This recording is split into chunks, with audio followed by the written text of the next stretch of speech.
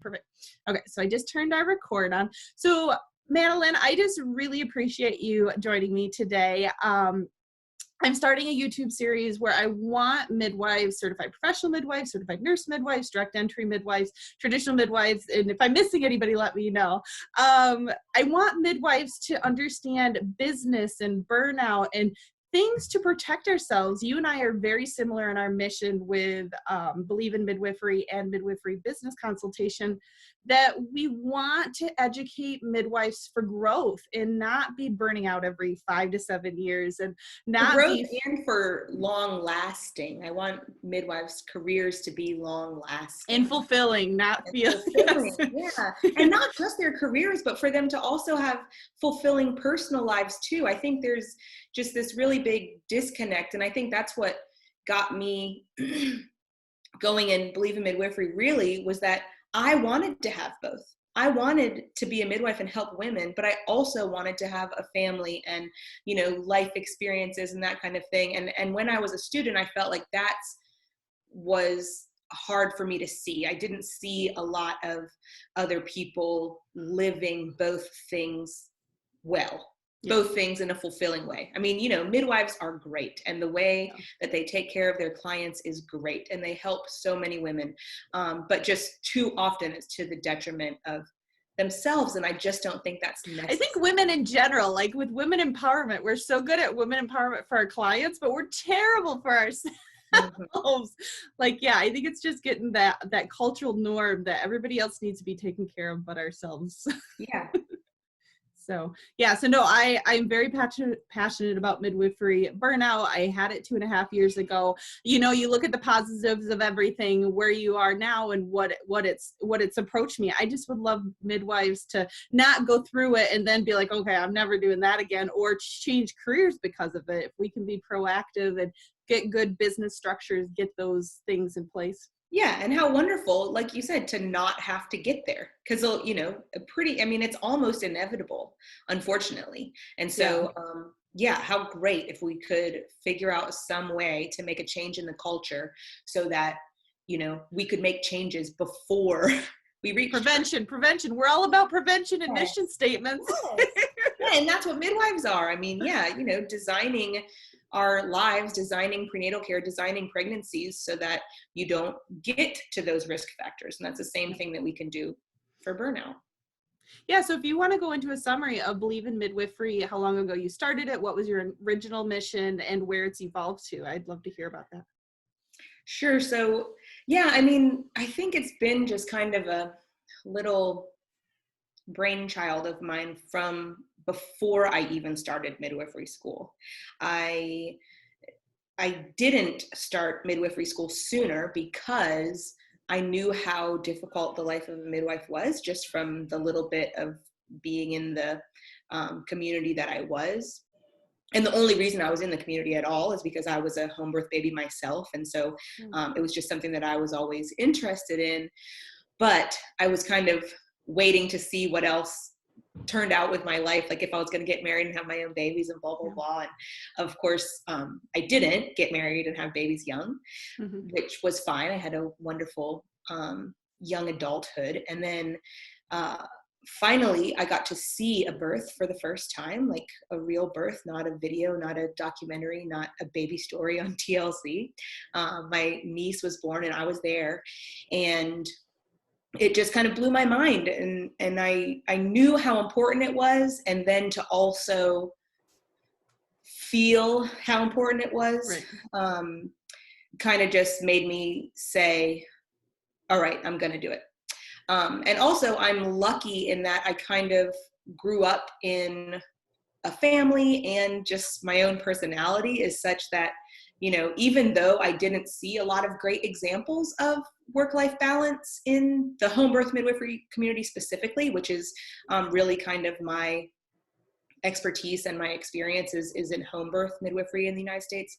And I didn't see a lot of people practicing self-care and doing a good job of work-life balance, but I am an open box thinker, and I figured I could figure out a way how to do it for myself, even if that's not what it was. And I knew I wanted to be a midwife. So I was like, I'm going to have to go through the process.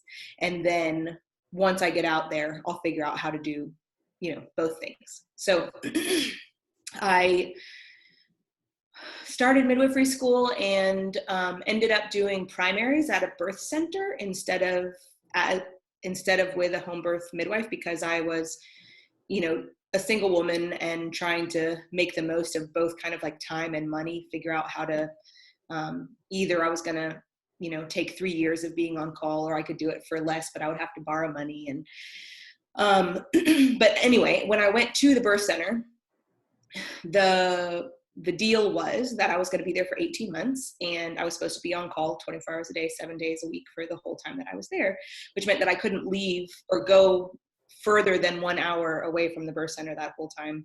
And, of course, I'd have my phone constantly on. The underlining anxiety. Yep. The what ifs. Yeah. And just be available. And like I said, even going into it, I knew it was going to be hard for me. And I knew it was going to be hard in general, but within just a couple of weeks, I realized that it was going to be prohibitively hard for me. I mean, I don't think you can actually know what it feels like to be on call until you are actually on call. Yeah. On call for something so important.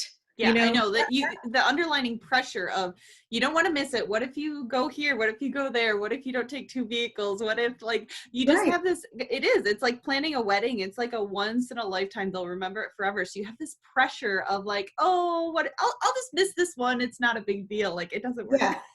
And not just that, but also being, I think there's even like well, not really. It's just different. I mean, when you're a student, there's like this layer of like, I can't miss my numbers and blah, blah, blah. And then when you're a midwife, of course, you're the responsible party. So you're like, I can't miss it because they're counting on me. Yeah. So either way, just the pressure felt even heavier than I could have imagined. And so I was ready to quit. Mm-hmm. Even though, I feel so strongly about midwifery care. And, I'm one of those people who believes that the world would be a better place if every baby was born into a room full of love hormones instead of a room full of fear hormones. I really think that it makes a difference. Yeah. But I also felt like it was just going to be so hard. So anyway, I kind of started brainstorming at the time, because there was 2 other students there and there was 2 midwives, and the 2 midwives did take a call at the birth center. But the students didn't. And so I kind of rigged up this new schedule because, there is a lot of moving parts. You do want continuity of care. You do want the moms to feel like they know who their care providers are and who's going to be at the birth. Yeah. And so I didn't want to, take away any of what is so wonderful of midwifery care. But also at the same time, I was, like I said, seeing out in the world a whole bunch of burned out midwives, which I didn't think was good either, not just for the midwives, but for the clients. Yeah. And so I figured out a way that each of the students could kind of be, without going into all the details, each client would get assigned 2 students. And so they would be switching off during the prenatal care. And one of them would always be there at the birth. So she would know. Yeah, you get that relationship, and you give midwifery model. The comment I always made to the clients was, you don't want Leslie Cornwell care, you want midwifery care. Exactly. And there's wonderful midwives within our team. So yeah, that balance of 2 to 3 midwives is like perfect, because you can get vacations, you can go to recitals, you can go to baseball games. Like, you don't put your kids in your personal life second to be a midwife. Exactly. Yeah. And so the way that it worked was that there would be 2 midwives and 3 students, and each birth at the birth center had 1 midwife and 2 students there. And so of the 5 people that they met throughout their care, which oftentimes there was 2 of us in the room for the prenatals anyways, 3 of them would be there. So, and with the schedule that I made, each of the students would have 1 week off every month.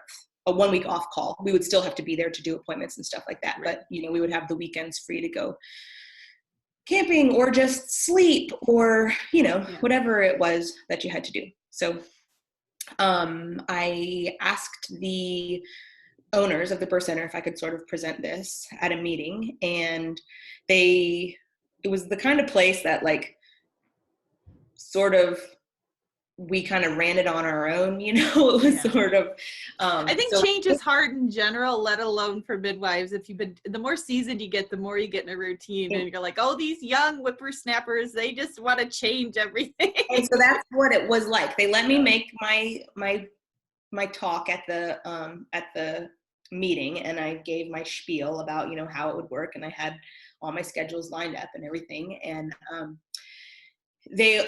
everyone asked a lot of questions, and they couldn't really find any holes in the system or why it wouldn't be a good thing. But then one of the midwives said, I don't see how it's not going to work, but that's just not what midwifery is. Yeah, their mindset of what midwifery is, and that's getting Right. past that culture of what we think a midwife should be, let alone what women think. Exactly. And so I, felt at that point that they were definitely, like you said, here's this young whippersnapper, doesn't know anything, selfish, you know, basically what they were saying is, you just aren't a midwife, Madeline. I had to tell myself for years, it's self-aware, it's not selfish. It's not, when we get guilted our entire life, I've had to work really hard of me wanting to have a work-life balance and me wanting to have a family and personal hobbies and vacations is not being selfish. Yeah. And not for, and it's not like I'm the only one. I want it for everyone else too. Mm-hmm. It'll make you a better midwife by far when you've got this. You're not doing it 24/7, and you're a better mom. You're a better midwife. You're a better business runner when you've got good sleep and you're able to have a balance of a whole person. Yeah, I totally agree. And so, I felt at that moment when she said that, kind of a renewed, because I told you I was like, I wanted to quit if it wasn't going to happen. And then when she said that, I was like, you have no idea how much of a midwife I am. You don't know how much I care about women and how much I care about babies and how much I care about families. And so I felt this renewed passion of like, yes, I am cut out for this. Yes, I am a midwife. And yes, also, my own personal life and health matters too. So I guess that leads into, I'm giving you a lot of background, but you said no, that's fine. No, I think it's good to believe in midwifery and where you're coming from, because that story and that mission comes from the passion and drive for sure. Yeah. And so that is where it came from, was that I kind of was in the right place at the right time with the right people, because they weren't huge supporters of the idea, but ultimately we voted that we could try it for 3 months, and then it ended up lasting and working out great. So the whole time that I was there, 18 so in the end, you got an amazing experiment, and when people test it, it was awesome. They give you the opportunities. So right. Yeah. And it was great. And, students finished, and you also know that a lot of students don't finish. I mean, the dropout rates of midwifery apprenticeships is huge. Yeah. And so it was a success, really. Yeah. And so that kind of, like you said, it was an experiment, and it showed me that there could be another way, and not just that there could be another way, but that there could be a better way. Yeah. And so, it was still hard, as they are apprenticeships, but I really felt the whole time like, I have to finish this. Even when it gets hard, I need to push through, because I have to be a midwife, because I don't think I will be able to make the same kind of impact and changes that I want to make on the community if I'm not an actual midwife, Yeah. The image and the branding just from being in the profession, for sure. Right. And I would have a little more clout and stuff. And so I finished, and then when I came home, the name Believe in Midwifery came from, at some point, there was a teacher, I went to Midwives College of Utah, and one of my business professors, she and I ended up actually working together to submit an abstract to the Midwives Alliance of North America conference, which happened to be in Atlanta, which is where I live, in 2006. Like it was meant to be. Mm-hmm. And so I applied for that, as a brand new grad, thinking that there was kind of no way, but I was like, well, I have something to say, so we'll just see what happens, and ended up getting accepted. Yeah, that speech on your site, I encourage people to go. It's very emotional. It's kind of a longer version of what you just talked about, but it was amazing. So I thank you for recommending that video. Yeah, good. It's believemidwifery.com is my website. And the talk from this MANA conference is actually up there on the website. And it is kind of, just an overview. And I think it is really motivating. I get emails all the time from people who see it, and they're just like, thank you so much for saying this. We need to inspire women. I look at it as being a business owner and an entrepreneur, and I do private practice, that we are supporting women. Like I say, when I'm the director, I'm in management, I'm creating these bigger systems. I'm supporting the women that are supporting the women. Like we want to inspire. It's just another way to be a midwife. It's another way to be a midwife for sure. Yeah. And so because I still think that there are a lot of women out there who are being told, sometimes directly, like I was, that's not what midwifery is. Or in other ways, it's just a subtle understanding by looking around at the culture that women start feeling like, they want to be able to take care of their families and, be at their kid's birthday party or something. And they think, well, crap, if I want that, then I actually can't be a midwife. It's a subconscious kind of just understanding. And so for people to hear my story and hear that talk specifically, I think it really makes people feel like, just be able to take a deep breath and say, oh, wait, like I actually, maybe I am a midwife, Well, and I found with just as much demystifying of what a midwife is to the consumers, I've done lots of demystifying to midwives or potential students what a midwife is. There's a full spectrum. Especially in the out-of-hospital community in the Midwest, it's very much solo. You do your thing. You usually get divorced. Your kids sometimes talk to you. You have to plan 9 months in advance and take 6 weeks off for your due date schedule just to get a little bit of a vacation. And it's short-lived. I think that's what scares so many people away from midwifery. It scares, it's a lot to ask of one person in any profession.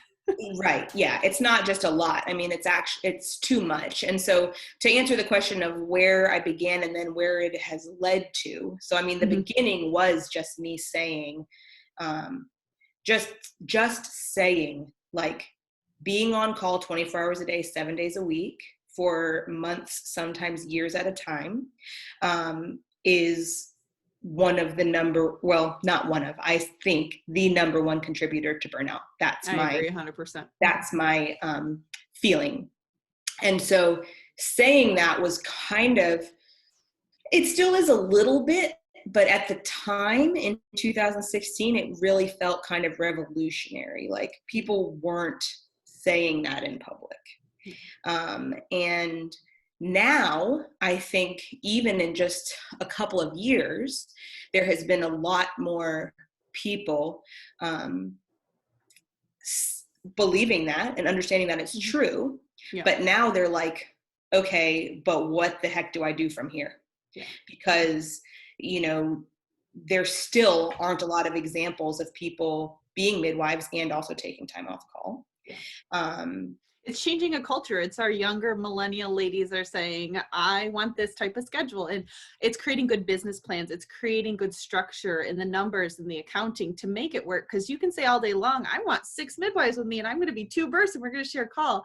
Yeah. But do the numbers add up in that business backdrop? You want a successful, so much stress and burnout is from the financial side, depending if you do insurance or cash. Running a midwifery practice isn't just being on call. It burns you out. It's the business business side. I mean, it sounds like CPMs, I'm not as fluent with the educational background. They get a little more business education than nurse midwives do. I don't know if that's how much you guys get, but I was just going to say that we don't get a lot. I mean, we don't either. Yeah. It was all learned hard knocks and after the fact. Yeah. But it wasn't like, it's not like you get a business degree. It's just kind of a, requirement. It's a science focused, it's a nursing focused. It's definitely, you have to learn after the fact. And like, that's where I stress when I have conversations with midwives, they're like, oh, I don't know if I have the money to invest into this right away. I'm like, it's the complete opposite. You have to invest into your business at the beginning, the education, the getting a good foundation for your midwifery practice. It doesn't matter if you have 4 midwives, 6 midwives, if you don't have a good baseline business foundation, it's not going to last. You're going to get exhausted and you're going to push the limits of what you can do because of the numbers. Right. So that's sort of where I have come now, is that, I think I made the splash that I needed to, of getting people thinking outside of the solo practice model. But now the question has become, even just the emails that I get from people have changed. It used to be like, just, thanking me for saying something different and giving them the, encouragement to keep on going on. But now it's kind of like, okay, so am I supposed to be a partnership or a sole proprietorship and hire the business side, or am I supposed to, and so that's where you came in, and that's where we, sort of connected a couple of months ago, because I am not an expert in that field at all. I am, if I'm an expert in anything, which I don't think I am, it is just, kind of encouraging people to find their own way. Because I do think that there is, even when you're dealing with,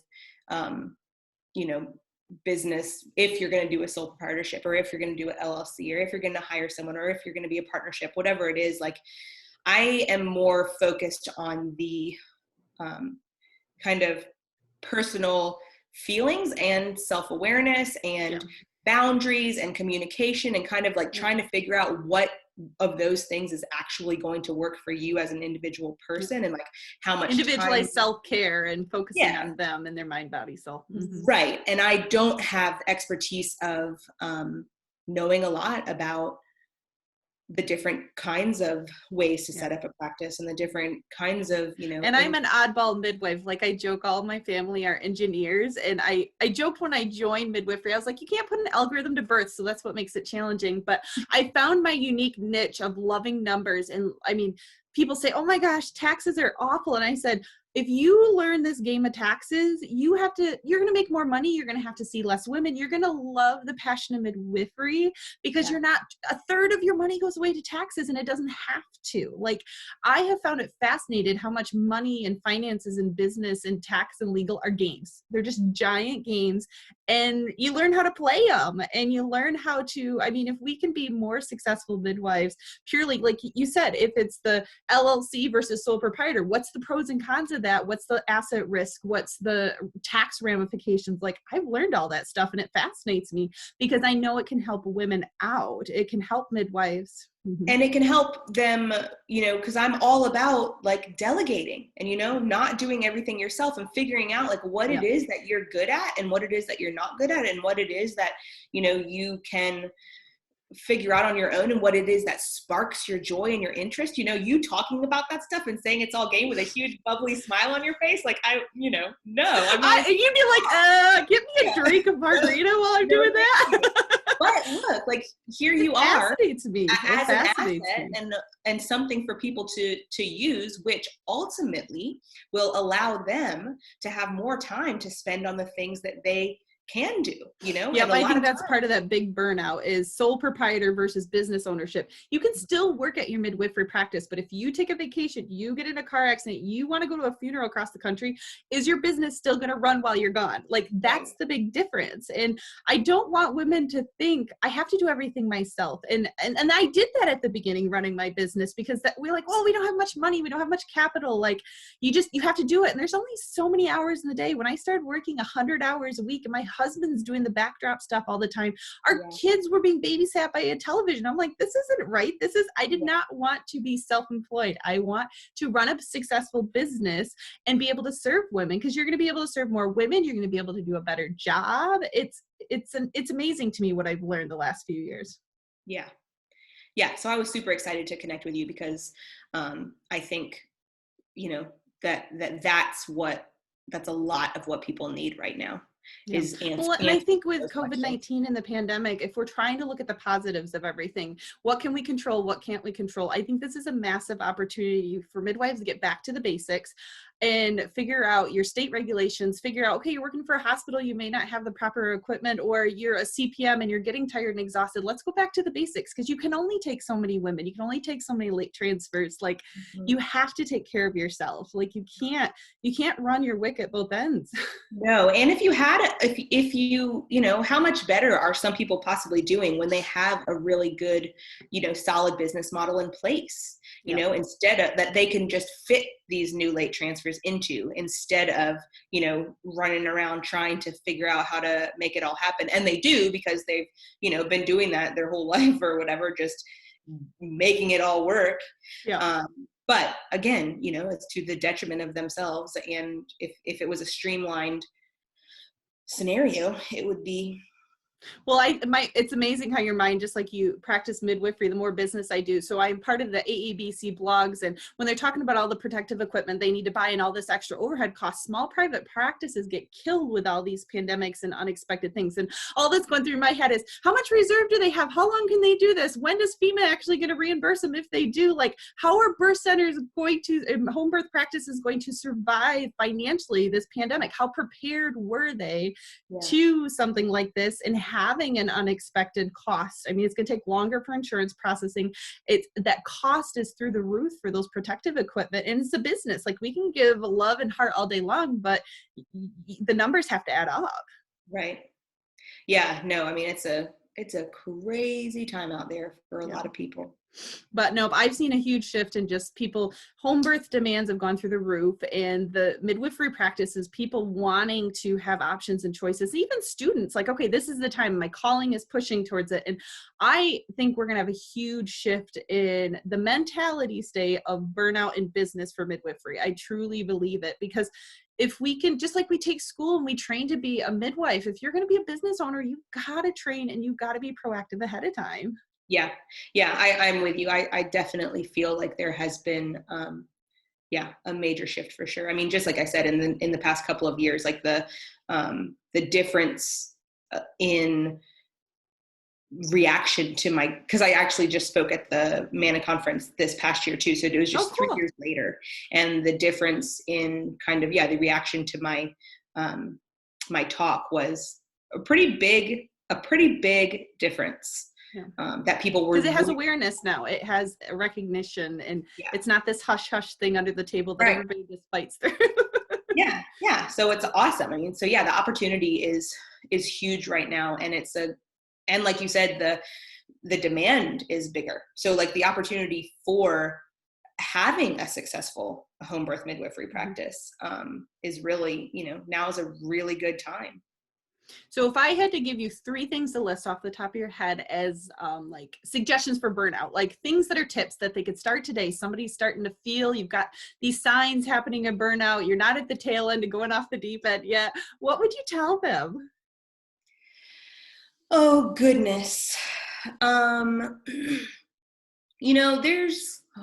3 things.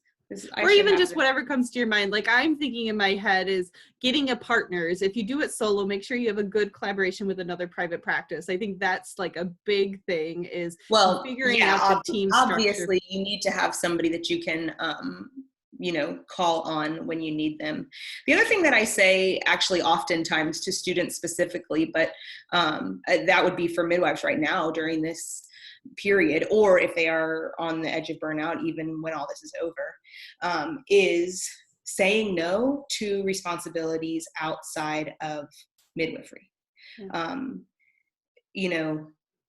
The work that we do, and if you are a solo practice midwife, even if you're not, the work that we do is so important. And if you have to say no to other things that add any additional stress to your plate if you're feeling like burnout. I mean, you do not have to bring snack to your kid's soccer game. You do not have to. Or picking it up instead of making it scratch. Don't feel guilty because you picked up store-bought cookies. Like, yeah, definitely. Those little things. But also, don't sign up. Like, it's totally okay to not be the class mom this year. And so I think, or even saying no to invitations of things that you don't want to go to. There's something really important that we all have, which is an internal compass. And it takes training to really listen to, but when you are given an opportunity, that is somebody says, hey, do you want to join my book club? Or, hey, do you want to come for dinner? Or, hey, can you pick up my kid from school this afternoon? I have a meeting or something. Your body will tell you, like, if that's something that you want to do or not want to do. And I don't mean want as in like, sometimes you don't want to pick up the kid from soccer practice or whatever for your neighbor. But you've got somebody stirring and that underlining guilt kicks in of, to say no does not mean you're a bad person, and don't let that guilt, we're not super women. No, absolutely not.